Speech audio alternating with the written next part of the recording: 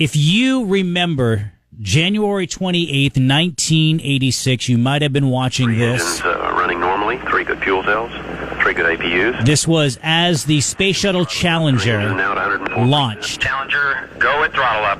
Challenger, go at throttle up. It happened just over 1 minute into flight. 1 minute, 15 seconds, velocity 2,900 feet per second. And the calmness that they had to express in that moment, nobody panicked, nobody overreacted, but they knew that something was horribly, horribly wrong. And the Space Shuttle Challenger exploded, killing everyone aboard, including New Hampshire's Kristen McAuliffe, who was the New Hampshire school teacher who made headlines, international headlines. It was the first time a school teacher or educator had been into space, and it was a real feel-good story. I remember watching it unfold as a youth, and we didn't get to see the actual launch because it was our recess. And for whatever reason, they didn't bring us into the cafeteria or whatever. You know, they roll out the one TV in the school back in the day.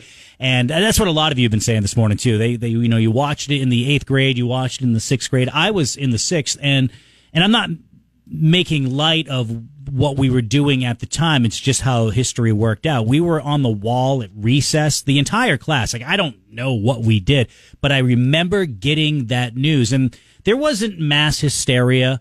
There was sadness. And even though at that young age, you can't really comprehend what's going on and the magnitude of it, but you know something's not right. And your mind is developed enough where you know that is a very extremely tragic situation, and you don't necessarily know how to act, but you know how not to act, and again, make light of the situation. So we all took a collective breath, and I'll never forget that moment. And a lot of you have been checking in this morning at 324-1220, 324-1220. Steve was sitting at home watching it with his father.